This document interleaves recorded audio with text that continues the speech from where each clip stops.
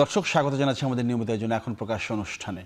দিল্লি বিমানবন্দরে ইমিগ্রেশনের অসৌজন্যমূলক আচরণে বিব্রত হয়ে দেশে ফিরেছেন প্রধানমন্ত্রীর উপদেষ্টা ডাক্তার জাহিদুর রহমান। এই ঘটনাকে অনাকাঙ্ক্ষিত ও দুঃখজনক বললেন পররাষ্ট্রমন্ত্রী ডক্টর খলিলুর রহমান। একই ইস্যুতে পররাষ্ট্র প্রতিমন্ত্রী বলেন যে দিল্লি বিমানবন্দরে যা ঘটেছে তা কোনোভাবেই কাম্য নয়। ঘটনার বিস্তারিত খোঁজ খবর নিচ্ছে মন্ত্রণালয়ের দক্ষিণ এশিয়া উইং। এদিকে দিল্লি বিমানবন্দরের ঘটনায় ভারতীয় ভারপ্রাপ্ত হাই কমিশনারকে ডেকে অসন্তোষ প্রকাশ করেছে ঢাকা। প্রশ্ন হচ্ছে, বিদেশ সফরে উচ্চপদস্থ সরকারি বা উপদেষ্টাদের ক্ষেত্রে আন্তর্জাতিক প্রোটোকল কি বলে? এ ধরনের ঘটনা দুই দেশের কূটনৈতিক সম্পর্কের উপর কী ধরনের প্রভাব ফেলতে পারে?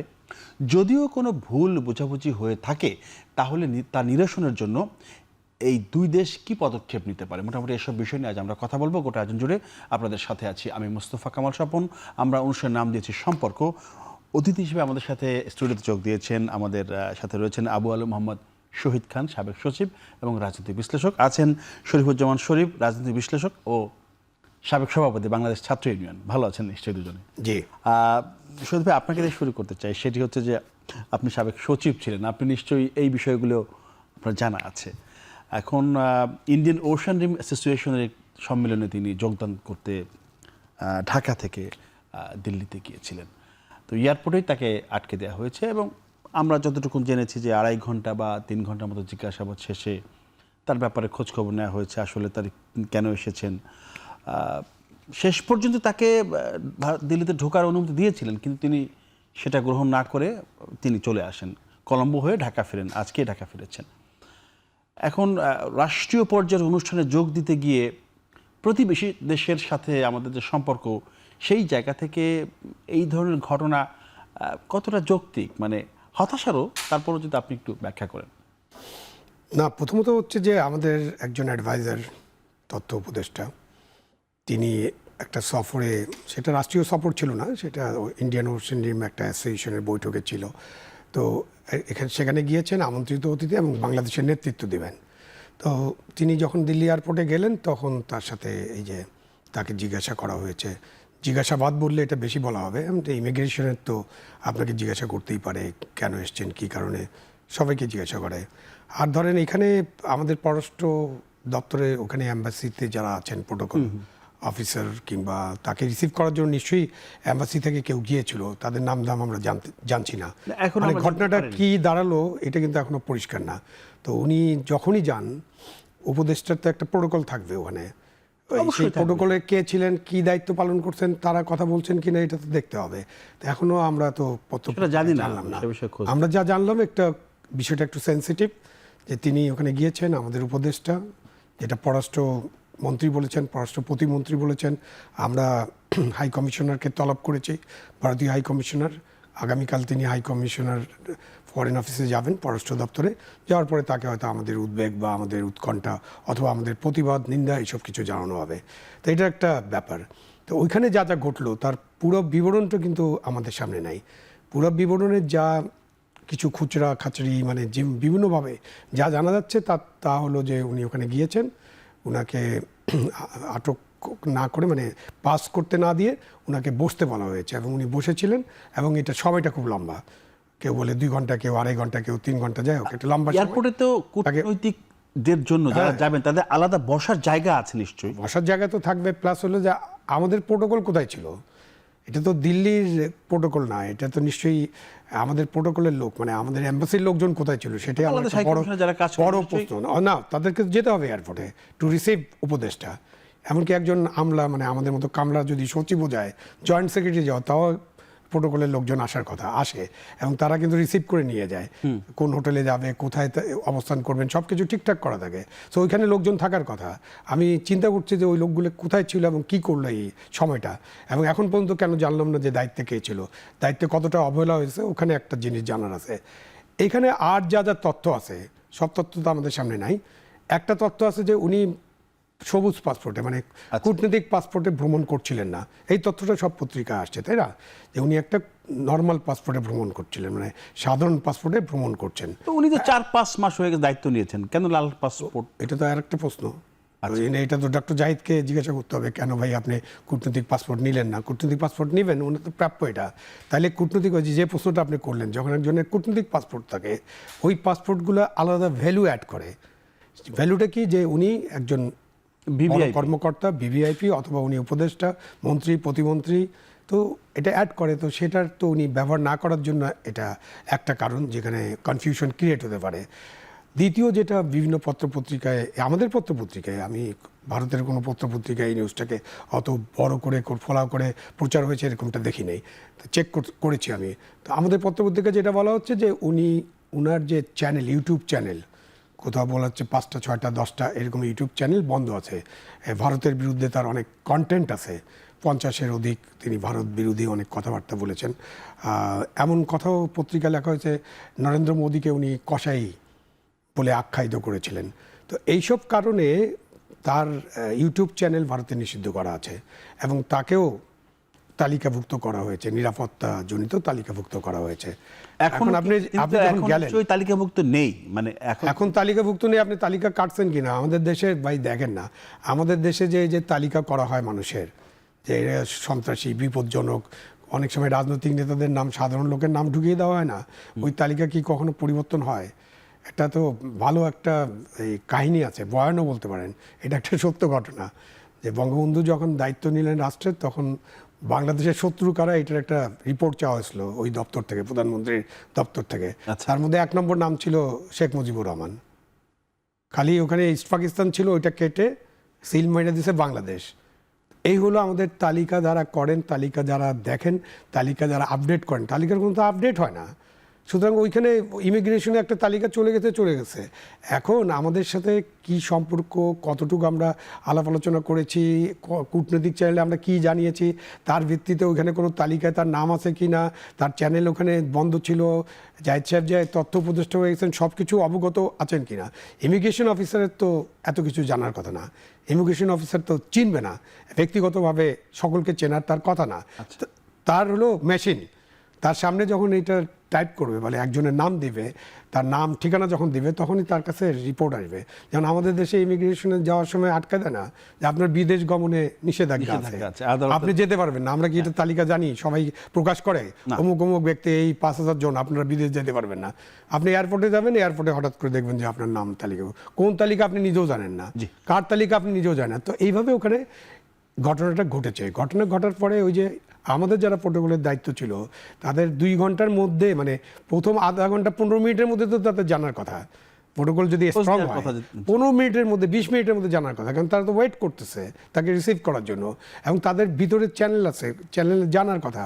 এবং আমাদের যে কূটনীতিকরা আছেন, তারা অনেক ভিতরে যেতে পারেন, একেবারে কাছাকাছি পর্যন্ত যেতে পারেন, কথা বলতে পারেন, ইমিগ্রেশনের লোকদের সাথে কথা বলতে পারেন। তারা কী কথাবার্তা বলছেন এটা তো এখনও জানা যায়নি।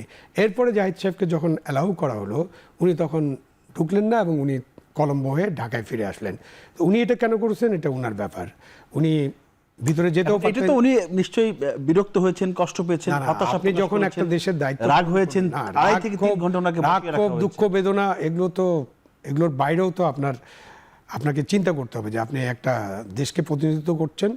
এখন এখানে কমিউনিকেশন গ্যাপ আছে এবং উনি নিশ্চয়ই জানেন, আমি doctor Zahid is a smart guy, উনি জানেন না যে ওনার চ্যানেল ইয়াতে নিষিদ্ধ ভারতে, ওনাকে ভারতে নিষেধাজ্ঞা তালিকার মধ্যে অন্তর্ভুক্ত করা হয়েছে, এসব উনি একেবারেই জানেন না। এটা আমি ভাবতে পারছি না, কারণ চ্যানেল নিষিদ্ধ এটা তো সবাই জানে, এটা পত্রপত্রিকাও আসছে।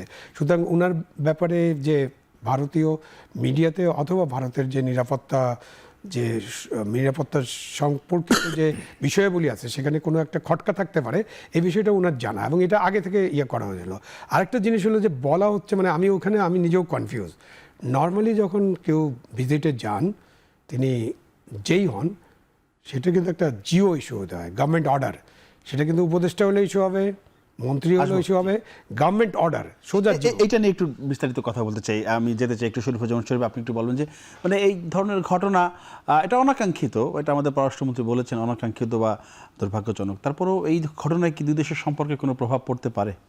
ধন্যবাদ আপনাকে, ধন্যবাদ দর্শক শ্রোতা, শহীদ ভাইকে শুভেচ্ছা। তিনি অনেকগুলো কথা বলেছেন। আমরা জাহিদকে অনেক দিন ধরে দেখি, জাহিদ গণতন্ত্রের কথা বলতেন, ভোটাধিকারের কথা বলতেন, এই ইস্যুগুলোতে সোচ্চার ছিলেন দেশের মধ্যে। আবার 5 আগস্টের পরে সেই জাহিদুর রহমানকে কিন্তু সোশ্যাল মিডিয়া আপনি দেখবেন বট বাহিনী যাকে আমরা বলি, যাদেরকে আসামির কাঠগড়ায় দাঁড় করানো হয়েছে, তাদের মধ্যে জাহিদ একজন। এর প্রধানতম কারণ হলো আমার যে বিশ্বাস, সেই বিশ্বাসের সাথে যখন আপনার মিলবে না, তখন আপনি আমার যত পুরনো বন্ধুই হন না কেন, যত পুরনো সাথী হন না কেন, আপনার এখনকার অবস্থা বিবেচনা করে আমি সিদ্ধান্ত গ্রহণ করব। এবং আপনি খেয়াল করে দেখবেন, যারা জুলাইয়ের পক্ষের শক্তি বলে দাবি করেন, বলেন, এদের একজনকে সালাউদ্দিন আহমেদ, তাকে একটা বিশেষ নাম দেওয়া হয়েছে, কারণ সালাউদ্দিন আহমেদের কথা, তার বক্তব্য পছন্দ হচ্ছে না। জুলকারনাইন শায়ের, আপনি তো অস্বীকার করবেন না যে গত বেশ কয়েক বছর সোশ্যাল মিডিয়ায় তার যে ভূমিকা, তার বিশ্বাসের জায়গা থেকে, ফাহাম আব্দুস সালাম, তারপর এই ধরনের যারা আছে, তাসনিম খলিল, এখন আপনি দেখবেন যে প্রত্যেকেই এই যে অ্যাক্টিভিস্ট যারা, সবাই কিন্তু একটা পক্ষের শত্রু। এবং গতকালকের এই ঘটনার পরে আমি সোশ্যাল মিডিয়ায় দেখলাম একটা অংশ মনে মনে বেশ খুশি হয়েছে, দেখ বেটা তুই অপমানিত হয়েছিস। মানে এটা কেন আমি খুশি হব? এটা তো আমার দেশের বিষয়। এটার কারণটা হলো আমার দেশের বিষয়টা। আমরা আসলে দেশের কথা তো বিবেচনা করি না, আমি বিবেচনা করি হচ্ছে আমার রাজনীতিটা কতটা। আচ্ছা, এবং যেহেতু 5 আগস্টের পরে জাহিদ অনেকের শত্রু হয়েছে, সুতরাং শত্রু যদি কোনো একটা জায়গায় হোঁচট খায়, তাহলে স্বাভাবিকভাবে খুশি হব, এবং সেই খুশিটা আপনি দেখতে পাচ্ছেন। আমি কতগুলো জায়গায় মনে করিয়ে দিই আপনাকে, যে এই যে ব্যাপারটা সারা পৃথিবীতে কম বেশি ঘটে থাকে। আমরা কিন্তু দেখেছি যে শাহরুখ খানকে আমেরিকার ঝামেলা পড়েছিলেন তিনি, তাই না? তার কাপড় চোপড়, জামা প্যান্ট খুলে তাকে তল্লাশি, এটা নিয়ে কিন্তু সিনেমাও হয়েছে। আবার নরেন্দ্র মোদী কিন্তু আমেরিকায় প্রবেশ তার বন্ধ ছিল, বিশেষ করে যে গুজরাটের হত্যাকাণ্ডের পর। আবার পরে সেই নরেন্দ্র মোদীকে কিন্তু তারা আবার রিসিভ করেছে। আমি এই জায়গাটায় দেখতে পাচ্ছি, সুদ ভাই যেটা বললেন, যে ডাক্তার জাহিদুর রহমান, তাকে কন্টেন্ট ক্রিয়েটর হিসাবে যে তালিকাভুক্ত করা হয়েছিল, সেই তালিকা ধরেই এই ব্যবস্থাটা নিয়েছে ভারতীয় কর্তৃপক্ষ। যদিও গত 2 বছর তাদের সাথে আমাদের কিন্তু একটা মনস্তাত্ত্বিক লড়াই চলছে নানা কারণে। তাদের কতগুলো খাসলত, কতগুলো আচরণ, যে আচরণগুলো আমরা স্বাভাবিকভাবে নিতে পারছি না। রাজনৈতিক পট পরিবর্তনকে তারা একটা বিশেষ দৃষ্টিভঙ্গি নিয়ে দেখছে। সাম্প্রতিক সময়ে এই যে পুশিন, এই যে ব্যাপারগুলো ঘটছে, স্বাভাবিকভাবে একটা উত্তেজনা অত মিষ্টি মধুর না, মানে না রয়েছে। বেগম খালেদা জিয়ার মৃত্যুর পর ভারতের পক্ষ থেকে যে ধরনের ইনিশিয়েটিভগুলো নেওয়া হয়েছিল সম্পর্ক উন্নয়নের জন্য, এবং বাংলাদেশও কোনো জায়গায় তার মনের মধ্যে দুঃখ, বেদনা, এগুলো ভুলে গিয়ে একটা সম্পর্কের হাত যেটা বাড়িয়ে দিয়েছিল, সেটা আবার হোঁচট খেলো এর ভেতর থেকে। এটি হচ্ছে আমার অবজারভেশন। দ্বিতীয় জায়গাটা হচ্ছে যে জাহিদ ভাই, তিনি কি ভুল করেছেন? তিনি যদি ভুল নাও করে থাকেন, তাহলে আমি মনে করি যে সেখানকার যে আমাদের দূতাবাসের যারা কর্মকর্তা আছেন, তারা তাদের দায়িত্ব যথাযথভাবে পালন করেননি। আপনার মনে আছে, আসিফ নজরুল দায়িত্ব পালন করা অবস্থায়, উপদেষ্টা থাকা অবস্থায়, দেশের বাইরে কোথায় যেন ইউরোপের কোনো একটা দেশে গিয়ে, সম্ভবত সুইজারল্যান্ডে, বিমানবন্দরে হেনস্থার শিকার হয়েছিলেন, বিক্ষোভের মুখে পড়েছিলেন। এবং তখন কিন্তু এই বিষয়টা আলোচনা এসেছিল যে সেখানকার আমাদের যারা পররাষ্ট্র মন্ত্রণালয়ে যারা আছেন, তারা কি করলেন। ঠিক একই ঘটনাটা এই জায়গায়ও প্রশ্নটা তোলা যায়। এই যে 2-2.5 ঘন্টা স্বাভাবিকভাবে যে আপনি বলা হচ্ছে যে চিঠি দেওয়া হয়েছে, তো কতগুলো জায়গায় শুধু চিঠি দিয়েই দায়িত্ব পালন আর শেষ করা যায় না। আপনার মনে আছে ভারতীয় হাইকমিশনের পক্ষ থেকে বলা হয়েছে যে কূটনৈতিক চ্যানেলে তার এই আসার ব্যাপারটা চিঠি দিয়ে জানানো হয়েছে, টেলিফোনে বোধহয় কথা হয়েছে। কখনো কখনো কেবল জানানোর ভেতর থেকে আমি যেটা ধারণা, যে শুধু অনেক ক্ষেত্রে জানালেই আপনার দায়িত্বটা শেষ হয়ে যায় না, যেহেতু তার সম্পর্কে ভারতীয় কর্তৃপক্ষের একটা বিশেষ বিবেচনা রয়েছে। তারা তাকে এক ধরনের তাদের শত্রুপক্ষের মানুষ হিসেবে বিবেচনা করে এবং চিহ্নিত করেছে। কিন্তু তিনি যে বাংলাদেশের এখন প্রতিমন্ত্রীর পদমর্যাদা ভোগ করছেন, এটা তাদের কাছে এই তথ্যটা নাও থাকতে পারে। আমরা কিন্তু ভারতের অনেকের খবর আমরা জানি না। আবার তালিকার ক্ষেত্রে শহীদ ভাই যেটি বললেন, আমি আপনাকে মনে করিয়ে দিই, আওয়ামী লীগের সময় একটা রাজাকারের তালিকা হয়েছিল, মনে আছে? সেই তালিকার মধ্যে গোলাম আরিফ টিপু, যে ট্রাইব্যুনালের প্রধান কৌশলী, তাকেও অন্তর্ভুক্ত করা হয়েছিল। অর্থাৎ এই যে কাজগুলো হয়, এই কাজগুলো কেবল একজনের প্রতি দায়িত্বটা দিয়ে আপনার কাজটা শেষ হয়ে যায় না, আপনার দায়িত্বটা শেষ হয়ে যায় না। নিয়মিত এটিকে অবজার্ভ করতে হয়, পর্যবেক্ষণ করতে হয়। আচ্ছা, সম্ভবত আমার যেটা ধারণা, যে এই জায়গাটায় বাংলাদেশি দূতাবাস তারা যথাযথ দায়িত্বটা পালন করেনি। আর ওই যে জাহিদ সাহেব কেন এখনো কূটনীতি পাসপোর্ট করেননি, এটি অবশ্যই একটি প্রশ্ন।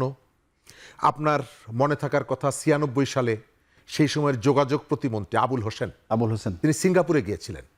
তখন তিনি প্রতিমন্ত্রী থাকার পরেও তিনি ওই যে সবুজ পাসপোর্ট ব্যবহার করেছিলেন, এবং সেটি নিয়ে একটা বিতর্ক হওয়ার পরে একটা পর্যায়ে তিনি কিন্তু মন্ত্রিত্ব থেকে পদত্যাগ করতে বাধ্য হয়েছে। তো স্বাভাবিকভাবে আমি জানি না এখন এটির মানে প্রভাব প্রতিক্রিয়া কতদূর যাবে, তবে আপনি যে প্রশ্নটি করেছেন, স্বাভাবিকভাবে আমরা আমাদের মর্যাদা, আমাদের সম্মান, বাংলাদেশ একটা স্বাধীন দেশ হিসাবে ওই মর্যাদাটাকে অক্ষুণ্ণ রেখে আমরা প্রতিবেশীদের সাথে তাদের কতগুলো খারাপ আচরণ, তাদের কতগুলো ইত্রামি ফাত্রামি, এই শব্দটা আমি ব্যবহার করব, এরপরেও আমরা যে একটা সম্পর্ক উন্নয়ন করার জন্য যে যাত্রাটা শুরু করেছিলাম, সম্ভবত সেখানে একটা সন্দেহ, অবিশ্বাসের জায়গাটা তৈরি হয়ে গেল। বাকি আলোচনা বিরতির পরে শেষ করতে চাই। দর্শক, একটা বিরতি নিচ্ছি, ফিরছি শীঘ্রই, সাথেই থাকুন।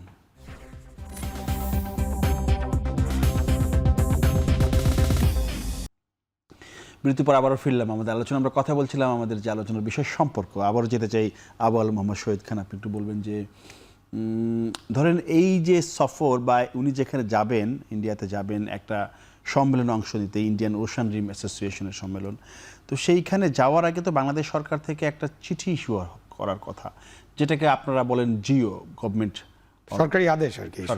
সেই চিঠি তো আপনার হযরত শাহজালাল বিমানবন্দরে দেখাতে হয়, এরকম কিনা প্রসেসটা? ফলে এই চিঠি নিশ্চয়ই তার আগে ভারতে পৌঁছে গেছে। সব মিলিয়ে তো এই ঘটনা তো হওয়ার কথা না। মানে এই চিঠিটার ব্যাপারটা আসলে আমি ঠিক নিশ্চিত না যে এটা কিভাবে কি হয়। এটা তথ্য দেওয়ার জন্য বলতে পারি যে ধরেন কেউ যদি যান, জয়েন্ট সেক্রেটারি অ্যান্ড অ্যাবভ, তাদের তো প্রধানমন্ত্রীর অনুমোদন লাগবে। জয়েন্ট সেক্রেটারি নিচে যারা আছেন তাদের হয়তো সচিবের এবং মন্ত্রীর অনুমোদন লাগবে। আচ্ছা। এবং এটা যদি বাংলাদেশের একজন পিয়ন, চাপরাশি, চৌকিদার, সেও যদি যেতে চায় দেশের বাইরে, তাহলে কিন্তু তার একটা সরকারি আদেশ লাগবে। এবং এটা অনুমোদন যে কর্তৃপক্ষ, মানে এক একজনের জন্য এক এক লেভেলের জন্য কর্তৃপক্ষ আছে, তো সেখানে এই অনুমোদনটা লাগবে। তো জয়েন্ট সেক্রেটারি অ্যান্ড অ্যাবভ মন্ত্রী পর্যন্ত কর্তৃপক্ষ হলো মাননীয় প্রধানমন্ত্রী। তার কাছে সামারি যেতে হবে, সামারি অনুমোদন হবে, এরপরে একটা গভর্নমেন্ট অর্ডার ইস্যু হবে। অর্ডারটা ইস্যু হবে অনেক কারণে। একটা হলো সকলকে জানানো যে তিনি মিস্টার এক্স অমুক ইয়েতে এতদিনের জন্য বাইরে যাচ্ছেন, এই কাজের জন্য তিনি আবার ফেরত আসবেন এতদিনে। তো সেটা আপনার বিভিন্ন কর্তৃপক্ষের কাছে যাবে, বিভিন্ন মন্ত্রণালয়ে যাবে, মানে কনসার্ন, এবং বিভিন্ন ইন্টেলিজেন্স এজেন্সির কাছে যাবে, পুলিশ হেডকোয়ার্টারে যাবে, তো এবং তারপরে বিমানবন্দরে যাবে, ইমিগ্রেশনের কাছে যাবে। আমাদের কিন্তু ইমিগ্রেশন আর কূটনীতিকে দেখতে হবে, দুটো কিন্তু আলাদা বিভাগ। কূটনীতিকরা ইমিগ্রেশন ডিল করে না, ইমিগ্রেশন ডিল করে ইমিগ্রেশন ডিপার্টমেন্ট, হোম মিনিস্ট্রির আন্ডারে। আর কূটনীতিকরা হলো আমাদের পররাষ্ট্র মন্ত্রণালয়ের আন্ডারে। ভারতেও তাই, ভারতের পররাষ্ট্র মন্ত্রণালয়ের সাথে কূটনীতিকরা ভারতের যে ইমিগ্রেশন আছে তার উপরে তাদের কোনো প্রভাব নেই। আমেরিকারও তাই, এখানকার যে অ্যাম্বাসেডর আছে, আমেরিকান অ্যাম্বাসেডর, তিনি কিন্তু কোনো ভিসার ব্যাপারে ডিসিশন দিতে পারেন না। ভিতরে ভিতরে কি আছে না, ফর্মালি হি ক্যানট ইন্টারভেন বা ইন্টারফেয়ার। তো এই অবস্থায় ধরেন আপনার একটা জিও ইস্যু হয় এবং জিওটা সবখানে চলে যায় সুবিধার জন্য। আমি ধরে নিতে পারি যে বাংলাদেশে একটা জিও ইস্যু হয়েছে আর আমার জিও, আপনার পার্সোনাল কপিও থাকবে। তো সুবিধার জন্য প্রত্যেকে কিন্তু তার পার্সোনাল কপি সাথে রাখে। কাছে মানে আপনার পাসপোর্টের সাথে। আপনার পাসপোর্টে কী কী রাখবেন? আপনার পাসপোর্ট থাকবে, আপনার ভিসা আছে কিনা সেটা থাকবে, আপনার ticket, boarding pass and that Jio.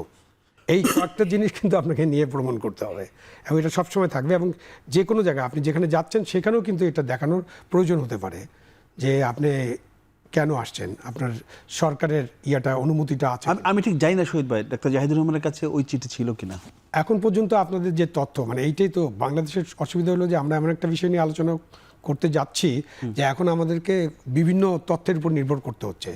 Doctor Zahid তো আমাদেরকে কিছু জানার নেই, সরকারও তো তাদের মতো তাদের বক্তব্য, এটা একটা সেন্সিটিভ ইস্যু, তারা পররাষ্ট্র দপ্তরে অ্যাম্বাসেডরকে ডেকে পাঠিয়েছেন, তারা কি বলবেন টলবেন কালকে বোঝা যাবে। তো এখন ওনার কাছে ছিল কি না এটা তো আমরা জানি না, বাট যে ওই যে বটম লাইনে যেটা আছে, ইন বিটুইন লাইনসে একটা জিনিস হলো যে এইটা কূটনৈতিক চ্যানেলে জানানো হয়েছিল। এই কূটনীতিক চ্যানেলে জানানো আর সরকারি আদেশ তো এক না। নোট ভার্বাল যেমন একটা কূটনৈতিক চ্যানেল, আমাদের জন্য ধরেন এই সব ক্ষেত্রে যদি বিদেশ ভ্রমণ হয় তখন আমাদের পররাষ্ট্র মন্ত্রণালয় সংশ্লিষ্ট অ্যাম্বাসির কাছে যে কোনো দেশে ভিসার জন্য, তারা সাধারণ মানুষ তো ভিসার জন্য লাইনে দাঁড়াবে, তারা জমা দিবে, এসব করবে। তো যেহেতু প্রোটোকলের মধ্য দিয়ে যায়, টপ লেভেল যারা আছেন, আপনি যদি ভিআইপি বলতেছেন এটা একটা গালির মতো শোনায় আসলে, মানে যারা উচ্চ পর্যায়ে কাজ টাজ করেন তাদেরকে একটা সুবিধা দেওয়ার জন্য রাষ্ট্র এটা আমাদের পররাষ্ট্র দপ্তর একটা নোট ভার্বাল ইস্যু করে যে ঠিক আছে অ্যাম্বাসেডারের কাছে নোট ভার্বাল যে আমাদের এই গ্রুপ বা এই ব্যক্তি, এই ইনারের কাজ, এই হলো ইনার পরিচয়, তার এই কাজে সে আপনার দেশে যাবে, আপনার দেশে মানে এটা ভারত বলে কথা না, ভারত, ইংল্যান্ড, জাপান, আমেরিকা যেখানে হোক সেখানে একটা নোট ভার্বাল ইস্যু করে তাকে একটা ভিসা দেওয়ার ব্যাপারে আপনাদের মনোযোগ আকর্ষণ করছে। যদি তাকে ভিসা দেওয়া হয় আমরা খুব খুশি হব। মানে এই টাইপের একটা নোট ভার্বাল একটা রীতি আছে, মানে একটা ফরম্যাট আছে। ফরম্যাটে আমি গেলাম না, কারণ সাধারণ মানুষ তো ফরম্যাট বুঝবেন বা আমরা সবাই বুঝবো না। সুতরাং আপনি একটা চিঠি ইস্যু করতে পারেন। এখন উনারটা কি নোট ভার্বাল ছিল কি না, কারণ নোট ভার্বালের তো দরকার নেই, বিকজ উনি সার্ক স্টিকার, এই যে আরেকটা জায়গায় আছে। ও ভালো কথা, সেটা ওনার পাস সার্ক স্টিকার নিয়ে সার্কের স্টিকার ছিল। হ্যাঁ, সার্ক স্টিকার। শহীদ ভাই, ধরুন সার্কের যে স্টিকার ছিল তার মানে উনি হচ্ছে যে উনি নিশ্চয়ই কোনো এক্সপার্টিস, কোনো ওনার স্ব কাজে উনি প্রতিষ্ঠিত বা উনি গুরুত্বপূর্ণ ব্যক্তি, এইটা তো মিন করে। তো ওইটাও কি তারা ভারতের যে ইমিগ্রেশনের যে কর্মকর্তারা তারা কি ওই জিনিসটা একটু ক্রস চেক করবে না বা দেখবে না যে নিশ্চয়ই এই লোকটার সার্কের স্টিকার লাগানো আছে পাসপোর্ট? যখন আপনার সার্ক স্টিকার থাকে পাসপোর্টে এবং পাসপোর্টে আপনার পরিচয়টা প্রকাশিত থাকে না। ডক্টর জাহিদের পাসপোর্ট হলো যে সার্ক স্টিকার এবং ডক্টর জাহিদ তার প্রফেশন ওখানে কি আছে এটা আমরা উনি জানি তো না। গুরুত্বপূর্ণ ব্যক্তি, এটা তো মিন করে না। সার্ক স্টিকার কেন গুরুত্বপূর্ণ ব্যক্তি হয়? আপনি তো যে কোনো সাংবাদিকেরও সার্ক স্টিকার আছে। আপনি সার্ক স্টিকার তাদেরকে দেওয়া হয় যে যারা সার্ক কান্ট্রিজের মধ্যে সংবাদপত্রের যে জার্নালিস্টরা আছে তারা যদি যেতে চায় তাদেরকে সার্ক স্টিকার দেওয়া হয়, এবং অফিসিয়ালি অনেককে দেওয়া হয়। আচ্ছা, সার্ক স্টিকার এটা গভর্নমেন্ট লেভেলেও দেওয়া হয়। সুতরাং একটা সার্ক স্টিকার মানে এই নয় যে আপনি খুবই গুরুত্বপূর্ণ একজন ব্যক্তি। আপনি গুরুত্বপূর্ণ ব্যক্তি, আপনার পাসপোর্ট শো করবে। আমার লাল পাসপোর্ট মানে হচ্ছে আমি বাংলাদেশের একজন গুরুত্বপূর্ণ ব্যক্তি। সুতরাং তার বাইরে সবুজ পাসপোর্ট মানে আপনি রামশ্যাম যদু মধু যাই হন, সেটার নাম যাই হোক, আপনি তখন সবুজ পাসপোর্ট। অ্যান্ড দেন তার সমস্যাটা হলো যে তার ইউটিউব চ্যানেল ভারতে নিষিদ্ধ করা আছে। দেন তার সমস্যা হলো যে তাকে একটা সিকিউরিটি ক্লিয়ারেন্সের জন্য রাখা হয়েছে, মানে তার সামনে একটা পর্দা ঝুলানো আছে, এবং যে ইমিগ্রেশন অফিসার কাজ করতেছে সেই ইমিগ্রেশন অফিসার তো ভাই কারো দেখে আপনাকে দেখলেই তো চিনবে না। আপনার চেহারা দেখলে কি চিনে যাবে যে অমুক উনি খুবই, এবং না চিনলেও তো সে করতে পারবে না। প্রথম কথা চিনবে না। আমরা চলেন আমরা ভারতের যে এই যে 40-50 জন মন্ত্রী আছে আর ভারতের অতগুলো রাজ্য আছে, রাজ্যের যে মুখ্যমন্ত্রী, আমরা কোনো রাজ্যের মুখ্যমন্ত্রীকে আমাদের ইমিগ্রেশন অফিসার চিনে? সে যদি এরকম একটা পাসপোর্ট নিয়ে আসে তাকে ইমিগ্রেশন অফিসার কীভাবে ট্রিট করবে? নর্মালি একজন প্যাসেঞ্জার হিসেবে ট্রিট করবে, আপনি তার দেশে গেছেন ট্রিট করবে। এবং ইমিগ্রেশন অফিসার চিনতে পারলে তো ওই যে ট্রিটমেন্টটা হবে আপনার ডকুমেন্টের ভিত্তিতে, তাই না? ওই যে শাহরুখ খানের পৃথিবীর কোটি কোটি লোক চিনে, কিন্তু ওই ইমিগ্রেশন অফিসারের কোনো ঠেকা পায়নি, উনি চিনেও না হয়তো, বাট শাহরুখ খানকে মনে করছে যে তার আপনার পুরো সার্চ করতে হবে, তাকে ঠেকায় রাখতে হবে, তাকে এই সব বিষয়ে আলোচনা করতে হবে, জিজ্ঞাসা করতে হবে, আমরা একটা আলোচনা। এইরকম তো আমি সেক্রেটারি হিসেবে সম্মুখীন হয়েছি আমেরিকান ইমিগ্রেশনে। আমার গ্রুপের আমাদের যে আমার নিচের অফিসার, আমার ডেপুটি সেক্রেটারি, তারপরে ইঞ্জিনিয়ার সবাই বাইরে হয়ে চলে গেছে। দেখা গেলো আমার যে ইমিগ্রেশন অফিসার সে অনেকক্ষণ ধরে আমার হাতের আঙ্গুলের ছাপ মিলে না। ইট টুক অ্যাবাউট 20 মিনিটস, এবং আমি ধৈর্য ধরে দাঁড়ায় আছি। সে আমাকে এটা জিজ্ঞেস করে ওটা জিজ্ঞেস করে, আমাকে উত্তর দিতে, ওদিকে আমার প্রোটোকলের লোকজন দাঁড়ায় হা করে তাকায় আছে, আমাদের লোকেরা অপেক্ষা করতেছে। এটা আমার ব্যক্তিগত অভিজ্ঞতা। 20-25 মিনিটস পরে একজন বৃদ্ধ মানুষ ছিল, সে তারপরে কিভাবে মিলল, তখন সে বললো okay now you are good to pass করে আমাকে দিয়ে দিল। তো আমি কি ওখানে রেগে মেগে তার সাথে কথা বলবো, এই আমার লাল পাসপোর্ট, আমার এই ভিসা আছে, সব কিছু আছে, অমুক তমুক হ্যান ত্যান, তুমি আমাকে কেন দেরি করছো? তার কাজ হলো তো আমার হাতের 10 আঙ্গুলের ছাপ মিলাইতে হবে। যতক্ষণ পর্যন্ত ছাপ মিলে নেই বা মিলাতে পারেনি বা তার কম্পিউটার আমাকে ওখানে দাঁড়িয়ে থাকতে হয়েছে, তার দাঁড়িয়ে থাকতে হয়, তাই না? আপনি একটু বলেন যে এই যে ধরেন শেষ পর্যন্ত তো ডাক্তার জাহিদুর রহমানকে অনুমতি দিয়েছে তারা, তিনি হয়তো যাননি, না যাওয়াটাই স্বাভাবিক, কারণ যে আচরণ করা হয়েছে তার সাথে। এখন যদি মানে এই যে ভুল বোঝাবুঝি হলো শেষ পর্যন্ত, সেটার একটা সেই সংকট নিরসনের জন্য দুই দেশ এখন মানে ঠিক কি ব্যবস্থা নিতে পারে দুই দেশের পক্ষ থেকে? তার সাথে একটু যুক্ত করি, গত কয়েকদিন আগে বেশ প্রশংসার কতগুলো নিউজ আমরা দেখেছিলাম। চট্টগ্রাম সিটি কর্পোরেশনের মেয়র কোথায় যেন মশা মারা শিখতে বিদেশে যাবেন, প্রধানমন্ত্রীর কাছে ফাইল গেছে, প্রধানমন্ত্রী বলেছেন যে কোনো একটা নালার পাশে 1 ঘন্টা দাঁড়িয়ে থাকলে মশা মারা শেখা যায়। তারপরে রাজশাহীর সিটি মেয়র তিনি কোথায় লাইট জ্বালানো শেখার জন্য বিদেশে যাবেন, প্রধানমন্ত্রী বলেছেন যে না, এটার দরকার নাই, আপনি ইঞ্জিনিয়ারদেরকে পাঠানো। অর্থাৎ এই যে দায়িত্বশীল কর্মকর্তারা যখন বাইরে যান তার একটা অনুমতি নিতে হয়। এই জায়গাটায় সে অনুমতির কাগজটা নিয়ে প্রশ্ন উঠছে।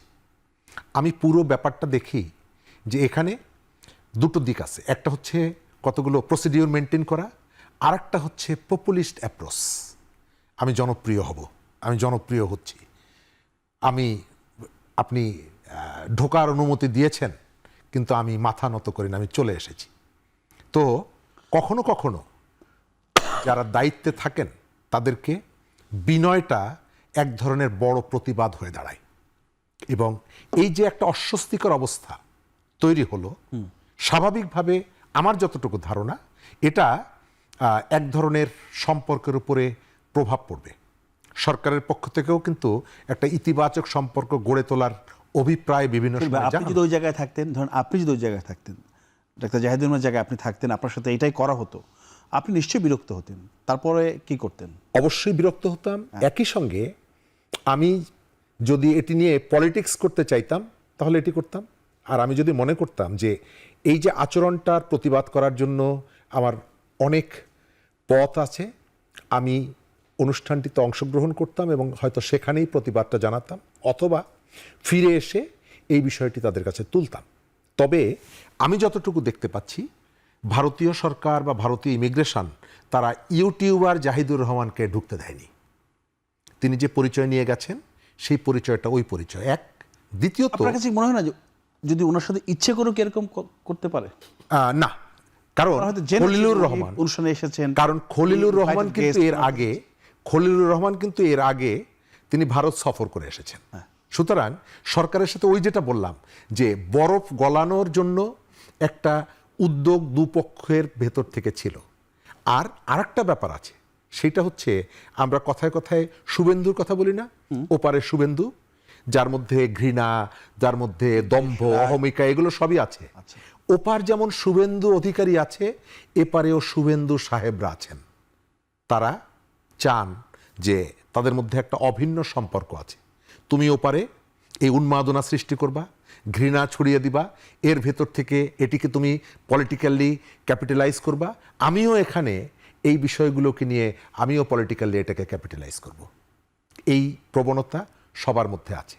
আর এর ভেতর থেকে সরকার যখন হয়, সরকার যখন দায়িত্ব পালন করে, তখন তাকে চেষ্টা করতে হয়, চিন্তা করতে হয় যে আমি আমার যে বেসিক কাজটা, নানা জায়গার থেকে নানা ধরনের উস্কানি থাকতে পারে, অপপ্রচার থাকতে পারে, নানা ধরনের খারাপ প্রবণতা থাকতে পারে, কিন্তু আমার দায়িত্ব হচ্ছে প্রপারলি যাতে আমার যে দায়িত্ব সেই দায়িত্বটা পালন করব। আপনি খেয়াল করবেন যে গত 2-3 মাস আমাদের যিনি প্রধানমন্ত্রী, তিনি অনেক ধরনের রাজনৈতিক উস্কানিমূলক বক্তব্যের তিনি কিন্তু জবাব দেন না।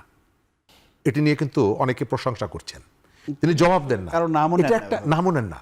এটা একটা কৌশল যে তার যে দায়িত্ব বা তিনি যেটি করতে চান সেখান থেকে রাস্তাটা যাতে অন্য রাস্তায় কেউ নিয়ে যেতে না পারে, যে চেষ্টাটা থাকে, হয়তো কখনো বন্ধু হয়েও চেষ্টা করে যে তাকে একটু ডাইভার্ট করে নিয়ে যাওয়া, তাতে স্বাভাবিক কাজটা ব্যাহত হয়। তিনি হয়তো অনুধাবন করে একেবারে তার পথ ধরে অগ্রসর হচ্ছেন। সেটাকে বাধাগ্রস্ত করার জন্য ওই যে কখনো শত্রুর বেশে, কখনো বন্ধুর বেশে নানাজন নানাভাবে চেষ্টা করে। তবে আমরা যেটা চাইব, ওই যেটা বললাম যে আমাদের ইন্ডিপেন্ডেন্ট কান্ট্রি হিসাবে আমার যে মর্যাদা, সেগুলোকে অক্ষুণ্ণ রেখে আমরা আমাদের সাথে যদি অসম্মানজনক আচরণ, অসৌজন্যমূলক আচরণ, এটিকে আমরা খেয়াল রাখবো।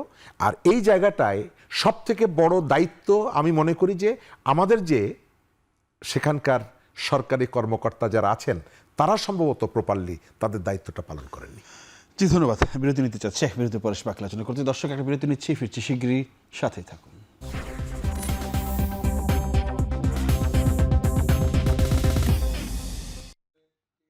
আবারও ফিরলাম আলোচনায়। আমরা কথা বলছিলাম সম্পর্ক নিয়ে, এবার একটু ভিন্ন আলোচনা করতে চাই। আবুল মোহাম্মদ শহীদ খান, আপনি Yes, একটু এই জায়গাটা একটু কথা বলি। আমরা তো ডাক্তার জাহিদুর সম্পর্কে অনেক কথা বললাম, যে বিষয়গুলো কি ছিল বোঝার চেষ্টা করলাম। একটি ঘটনা আজকে একদম গণমাধ্যম বলেন, সামাজিক যোগাযোগ মাধ্যম, পত্রপত্রিকা, টেলিভিশন সবখানে একটি ঘটনা, সেটা হচ্ছে পুলিশের সাবেক IGP inspector general of police Benazir আহমেদকে দুবাইয়ে আটক করা হয়েছে। হ্যাঁ, তো এইটাই খবরটা ব্যাপক এবং আমরা প্রত্যেক টেলিভিশন খবরটাকে গুরুত্ব দিয়ে প্রকাশ করেছে। আবার গণমাধ্যমে, সামাজিক যোগাযোগ মাধ্যমে দেখছি যে ওনাকে আবার ছেড়ে দেওয়া হয়েছে। ওই আলোচনা যেতে চান ওটা পরে। মানে ওনাকে যে অ্যারেস্ট করলো বা ওনাকে ধরে নিয়ে গেলো জিজ্ঞাসাবাদ, তো এখন ধরেন উনাকে ফিরানোর প্রক্রিয়াটা কি হতে পারে? উনি তো এখানে ওনার বিরুদ্ধে সম্ভবত 8 থেকে 10টি মামলা রয়েছে, দুদকেই বোধহয় 6টি মামলা আছে, এগুলো চলমান রয়েছে এবং ট্রাইব্যুনালের চিফ প্রসিকিউটর বলেছেন সে যে সমস্ত অপরাধ করেছে, মানে এমন কোনো অপরাধ যদি না করেছেন, ফলে বোঝা যাচ্ছে যে তার বিরুদ্ধে ব্যবস্থা নেওয়া হচ্ছে। তো এখন ওনাকে কিভাবে ফিরানোর প্রক্রিয়াটা কি হতে পারে? কারণ আমাদের সাথে দুবাই সরকারের ওই প্রত্যর্পণ চুক্তি নেই। না, আমাদের প্রত্যর্পণ চুক্তি একটা খুব ইম্পর্টেন্ট, এবং প্রত্যর্পণ চুক্তি থাকলেই যে ফিরিয়ে আনা যাবে এটারও কোনো অনেক জায়গায় নিশ্চয়তা দেখে নেই। যে আছে কিন্তু ফিরে আনা যায়নি। কেন, ভারতের সাথে তো আমাদের প্রত্যর্পণ চুক্তি আছে। তা আমরা যাদেরকে ফিরিয়ে আনতে চাচ্ছি তাদেরকে ফিরিয়ে আনতে পেরেছি। আমরা তো চিঠির পর চিঠি, মানে পত্র লিখেই যাচ্ছি, তাই না? 15, 20টা, 30টা মনে হয় ইতিমধ্যে লেখা হয়ে গেছে। তো প্রত্যর্পণ চুক্তি থাকলেই আনা যাবে বা প্রত্যর্পণ চুক্তি না থাকলে আনা যাবে না, বিষয়টা এরকম না। দুবাইয়ের 2-3টা জিনিস আছে, 2-3টে ঘটনা আমরা যদি আলোচনা করি তাহলে হয়তো আমরা একটু ক্লিয়ার হতে পারবো। যে সেখানে এই যে আরাফ খান নামে একজন আছে, তার নাম বোধহয় রবিউল বাই টাইপের কিছু একটা, মানে আমি স্বর্ণ ব্যবসায়ী আর কি, আমরা বিশাল স্বর্ণ ব্যবসায়ী বলা হবে না, $1 মিলিয়ন ব্যবসায়ী আর কি, আচ্ছা। সেখানে থাকেন। এবং তার বিরুদ্ধে অভিযোগ হলো এখানে একজন পুলিশের স্পেশাল ব্রাঞ্চের কাউকে হত্যা করার অভিযোগ। তারা মামলা আসামি। এটা মামলা আসামি, তার বোধহয় রায়ও হয়ে গেছে, বিচারও হয়ে গেছে, এবং তারটা রেড নোটিশ আছে, ওই ইন্টারপোল রেড নোটিশ। এবং এটা নিয়ে এক লাইনে বলা যায় যে ইন্টারপোল রেড নোটিশ কিন্তু কোনো গ্রেপ্তারি পরোয়ানা না। আর ইন্টারপোল এমন কোনো পুলিশি সংস্থা না যে তারা কাউকে ধরে আপনাকে হাতে তুলে দেবে। ইন্টারপোল একটা ইন্টারন্যাশনাল অর্গানাইজেশন, ইন্টারন্যাশনাল পুলিশদের অর্গানাইজেশন। সেখানে তথ্য বিনিময় হয়, এক দেশ আরেক দেশের মানে ক্রিমিনালদের ব্যাপারে তথ্য বিনিময় করে, এবং সেই বিভিন্ন দেশকে জানানো হয় যে আপনার দেশে লোকেট করতে পারলে আপনি জানাবেন যে ওই দেশে আমার এরকম একজন লোক আছে, তার নাম এক্স এবং তার নামে এই মামলা আছে, তিনি একজন ক্রিমিনাল। তো তখন যদি ওই দেশের পুলিশ তাকে অ্যাপ্রিহেন্ড করে, গ্রেপ্তার করে, তখন আপনি আলাপ আলোচনা করে তাকে আনতে যেতে পারেন। তো আরাফ খান আসেন, এই জিশান নামে আরেকজন ছিল, তাকেও আনা সম্ভব হয়নি। এই দুইটা ক্ষেত্রে দেখা গেছে যে এই দুজনের বাংলাদেশি পাসপোর্টই নেই। আরাফ খানেরটা তো মোটামুটি জানা গেছে তার একটা ভারতীয় পাসপোর্ট আছে, জিশানের বিষয়টা অত আমি ক্লিয়ারলি জানতে পারিনি, বাট তারও এরকম পাসপোর্ট, মানে পাসপোর্ট, বাংলাদেশের পাসপোর্ট থাকতে হবে। আচ্ছা, বাংলাদেশের নাগরিক না, তারা অস্বীকার করছে। আমি তো ভাই বাংলাদেশের নাগরিক না, আমি ওই নাম তো বদলেছে, আমি ওই রবিউলই না, রবিউল নামে অন্য একটা লোক আছে যারে বাংলাদেশ করতেছে, I am not that person. So আপনি প্রমাণ করতে পারছেন না। সুতরাং দুবাই কর্তৃপক্ষ বা আবুধাবি যে সরকার, তারা কিন্তু তাকে আমাদের দেশে ফেরত পাঠায় নাই। তো এই ক্ষেত্রে, এবং আবার ফেরত পাঠানোর ঘটনা আছে, নরসিংদীর উপজেলা চেয়ারম্যানকে হত্যা করেছিল, 3 জন আসামির বিরুদ্ধে ইন্টারপোল নোটিশ ছিল, তাদের মধ্যে একজনকে ওই দুবাইতে পাওয়া গেছে, এবং দুবাই থেকে তাদেরকে আমাদের পুলিশ যে তাকে নিয়ে আসছে। তো এগুলো আলাপ আলোচনার ভিত্তিতে হবে, এবং আলাপ আলোচনা এবং মামলা মোকদ্দমা, মানে 2-3টা ইস্যু আছে। একটা ইস্যু হলো যে গভর্নমেন্ট টু গভর্নমেন্ট নেগোসিয়েশন, আলাপ আলোচনা, ওই যে চুক্তি থাকলে তো এক ধরনের আলোচনা করতে সুবিধা হয়, ভাই তোমার সাথে আমার চুক্তি আছে, চুক্তির এই ধারা মোতাবেক তুমি প্রসিড করো। আরেকটা হলো যে আপনি ওইখানে, এটা আদালতে যাবে। এখন কি শুধু আলোচনা? এখন আলোচনা দিয়ে হবে না, আলোচনা হবে, তারপর আলোচনা তো আছেই। আচ্ছা, আপনি কত টপ লেভেল আলোচনা করতে পারবেন সেটা তো খুব ইম্পর্টেন্ট, কত টপ লেভেলে আলোচনা করতে পারবেন। কেন ওইখানে ওইসব দেশের তো সরকার কীরকম, সরকার কীভাবে চলে আমরা জানি, সুতরাং ওইটা তো আলোচনা করার দরকার নেই। ওখানকার সরকার প্রধান, আমরা তো জেনেছি ওনার বিরুদ্ধে যত ডকুমেন্টস আছে, উনি যে আসামি, মামলার আসামি, আদালতের কাগজপত্র দুবাইতে পাঠানো হয়েছে, তো এগুলো তো এই একদিনের মধ্যে পাঠিয়ে দিলেন কিন্তু। কালকে সালাউদ্দিন সাহেব যেটা বলছে 30 দিন সময় আছে, এর মধ্যে তারা সকল ডকুমেন্ট তৈরি করে পাঠাবে উইথ রিকোয়েস্ট। কেন আজকেই পাঠিয়ে দিয়েছে এরকম তথ্য আমার কাছে নাই, বাট পাঠাবে। আমাদের 30 দিন সময় আছে, 30 দিনের মধ্যে এটা পাঠাতে হবে। এর মধ্যে বেনজির সাহেব কি করতে পারে? উনি তো আদালতের কাছে যেতে পারে, ওই দুবাইয়ের আদালতে, মানে আবুধাবির সরকারের যে আদালত, সেই আদালতে উনি যেতে পারে। উনি বলবে যে, উনি ক্লেম করতে পারে আমি বাংলাদেশের নাগরিক না। কেন আমার কাছে একটা কোশ্চেন, যে বেনজির সাহেবের পাসপোর্ট তো বাতিল করা হয়েছে, সুতরাং ওই পাসপোর্টে তো উনি আর ভিজিট, মানে কোথাও চলাফেরা করতে পারার কথা না। সুতরাং তিনি নিশ্চয়ই অন্য দেশের ট্রাভেল ডকুমেন্ট দিয়ে চলাফেরা করছেন। এবং দুই একটা খবরে বলা হয়েছে উনি পর্তুগালের পাসপোর্ট ছিল তার কাছে, দুবাইয়ের তার কাছে রেসিডেন্সি পারমিট আছে, এরকম দুই একটা পত্রিকার তথ্য আসছে। বাট আমাদের পক্ষে দেখলো যাচাই করা সম্ভব না, আপনারা হয়তো যাচাই করেননি এখন। তো সুতরাং এই যে আরাফ খানের তথ্যটা এই জন্য বললাম, সুতরাং বেনজির সাহেব যদি পর্তুগালের পাসপোর্ট পেয়ে থাকেন বা নিয়ে থাকেন এবং উনি যদি এটা ব্যবহার করেন, তখন কিন্তু কোর্টে উনি বলবেন যে আমি কোনো বাংলাদেশের ওই যে বেনজির, ওই বেনজিরই না। এখন উনি কি নামে পাসপোর্ট নিচ্ছেন, সেখানে বেনজির আহমেদ আমরা না কি আছে, নজির আছে, এটা তো আমরা জানি না। সো ওইখানে কিন্তু একটা মামলা মোকদ্দমার বিষয় আছে, এবং এই মামলা শেষ করে এটা একটা বড় চ্যালেঞ্জ সরকারের জন্য। এটা তাকে ফিরিয়ে আনাটা একটা বড় চ্যালেঞ্জ। ফিরিয়ে আনা সম্ভব হবে কিনা আমি শরীফ ভাই, যেমনটা বললেন আবু আলম ভাই, যে তাকে ফিরে আনা আসলে বড় একটা চ্যালেঞ্জ। চ্যালেঞ্জের আগে একটু বলি, উনি যখন অবসরে যান 2022 সালের পরে, তখন কিছুদিন পরে পত্রপত্রিকা কিন্তু ব্যাপক দুর্নীতি, অনিয়ম, গুম, শাপলা চত্বর হত্যাকাণ্ড, ব্যাপক পত্রপত্রিকায় খবর আসছিল। কিন্তু ওনার বিরুদ্ধে ব্যাপক অভিযোগ ছিল। সেগুলো আদালত কর্তৃক প্রমাণিত হবে কি হবে না, ইট ডিপেন্ডস অন আদালত, আমাদের বিষয় না। কিন্তু ওনাকে তো, উনি যেহেতু অপরাধ করেছেন বা অপরাধ এখনও হয়তো প্রমাণিত হয়নি, তো তাকে ফিরিয়ে আনা তো দরকার। তো আবু আলম ভাই যেটা বললেন, তাকে ফিরিয়ে আনার চ্যালেঞ্জ, মানে চ্যালেঞ্জ হতে হবে কেন? আমি ধন্যবাদ। তার সম্পর্কে মানুষ মোটামুটি জানে।